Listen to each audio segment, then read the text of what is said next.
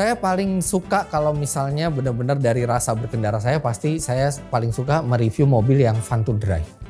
Tapi kadangkala saya juga suka mereview mobil yang lagi menjadi buah bibir pembicaraan masyarakat. Walaupun mobil itu bukan mobil yang fun to drive. Karena saya ngerasa ketika saya mereview satu mobil yang banyak dinanti oleh orang, saya merasa review saya lebih bermakna karena bisa membantu lebih banyak orang untuk memilih mobil.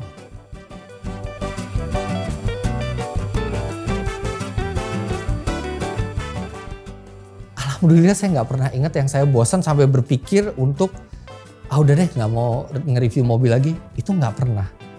Tapi kalau misalnya bosan, aduh ini kenapa sih udah 5 minggu kok mobilnya jelek-jelek semua sih yang di-review, itu ada, pengen dong mobil yang bagus gitu, ada. Tapi kita sebagai reviewer walaupun mobil itu baik, mobil itu jelek atau mobil itu bagus sekali, kita tetap nggak boleh bias, kita tetap harus ada kelebihannya dan kelemahannya masing-masing mobil.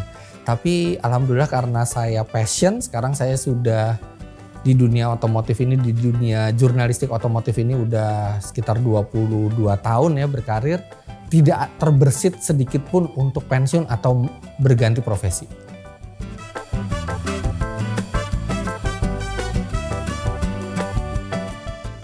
Keep learning, harus terus belajar. Dan kita tuh belajarnya itu kalau sekarang bukan cuma belajar tentang teknologi otomotif. Sekarang gini, teknologi otomotif itu tiap kali selalu berkembang. Nggak pernah berhenti berkembang teknologi otomotif itu.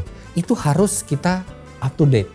Kemudian sekarang tidak bisa hanya up to date ke teknologi dari mobil, tapi teknologi platform digital. Dulu kita cuman website udah oke. Sekarang ada YouTube, ada Instagram, kemudian ada TikTok. Ya mungkin TikTok lebih sedikit dipakai ya kalau misalnya untuk konten kreator otomotif. Tapi ada YouTube, ada Instagram yang algoritmanya berubah terus, yang fitur-fiturnya berubah terus. Nah di situ kita mesti up to date. Kalau misalnya kita sudah malas, artinya ya udah kita udah jadi. Yang paling saya takuti adalah ketika saya menjadi orang yang stuck, orang yang tidak berkembang lagi wawasan teknologinya.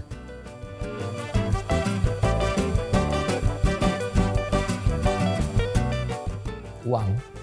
Pasti kalau misalnya pertama kali mau jadi pembalap, tantangan terbesarnya itu.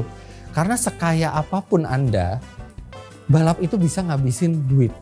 Nah, kita makanya ketika mau jadi pembalap, yang pertama kita harus tahu berapa budget yang kita punya dan bagaimana memanfaatkan budget itu. Tapi jangan takut, saya adalah contoh yang memulai balap dengan budget yang sangat minimal dan bisa. Tapi itu tantangan, kita jangan sampai loss, kita jangan sampai hilang kendali akan pengeluaran kita di dunia balap.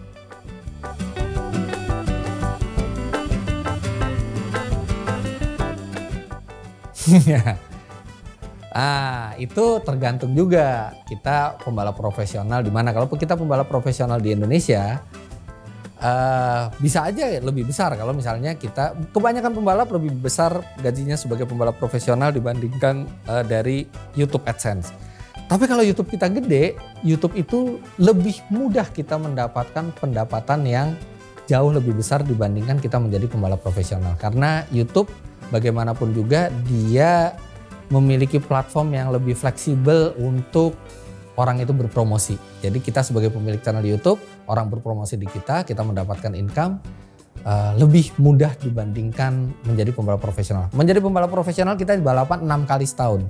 YouTube kita bisa upload 2 hari sekali, 3 hari sekali.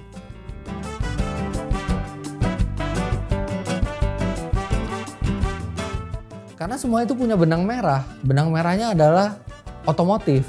Jadi itu masih di bidang yang sama. Tapi saya itu ada manajer pribadi, kemudian ada asisten manajer pribadinya juga yang mereka benar-benar ngatur jadwal saya. Dan saya memang harus membagi fokus, terutama sebenarnya yang prioritas itu adalah balap, karena balap itu menyangkut keselamatan, kecepatan yang tinggi. Sedangkan kalau untuk YouTube, review mobil itu lebih santai. Misalnya kita mau mereview satu mobil, saya cuma butuh mungkin 15 menit atau 20 menit untuk mempelajari mobil itu dan merasakan itu bisa langsung. Tapi prioritas fokus memang di balap. Jadi kalau di balap itu dari 3 sampai 4 hari sebelum balap itu kegiatan yang lain yang berkaitan dengan konten kreator YouTube atau Instagram itu stop dulu untuk fokus ke balap.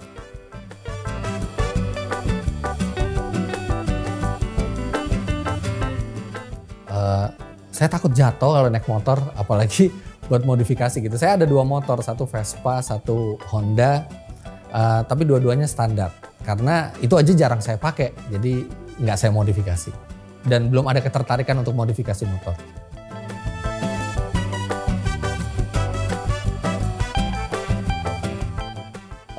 Bukan nggak suka motor, saya suka loh ngelihat motor yang keren-keren. Cuman saya tidak punya keahlian yang cukup untuk menikmati motor. Jadi saya menikmatinya mobil, kalau motor saya lihat aja, ih keren ya motornya gitu.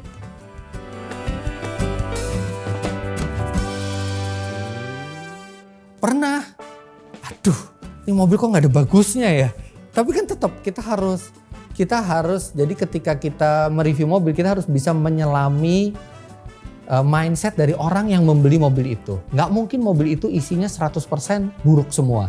Dan nggak mungkin satu mobil itu isinya bagus semua. Kadang-kadang saya suka mengalami kegalauan, aduh ini mobil bagus banget apa lemahnya ya.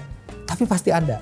Mungkin karena saya konsumen biasa yang mereview mobil belasan miliar, jadi kesannya bagus semua. Tapi begitu saya tanamkan mindset, oke, sekarang saya tanamkan mindset orang yang baru mengeluarkan sekian belas miliar. Apa yang saya komplain dari mobil ini? Ketemu. Nah begitu juga dengan mobil yang sepertinya buruk semua, tapi kalau kita lihat, kita pakai mindset di harga itu, oh iya ternyata ada kelebihan.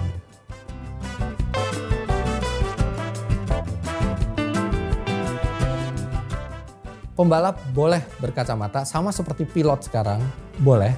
Tapi memang saya dulu pakai kacamata sebelum di operasi LASIK.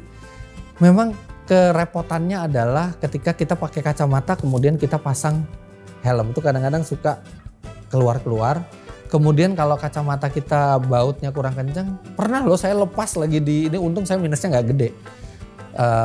Jadi itu harus diperhatiin. Mungkin lebih bagus pakai kontak lens ketika kita mau balap. Tapi boleh apa tidak? Boleh. Sama seperti pilot. Yang penting jangan mata minus. Lebih bagus pakai kacamata minus dibandingin nggak pakai kacamata tapi kita ngeliatnya minus.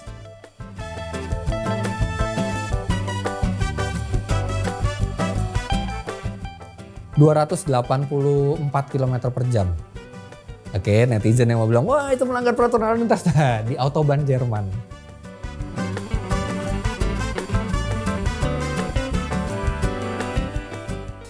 Iya, satu nggak main handphone, nggak ngobrol sama penumpang, udah fokus aja ke jalan.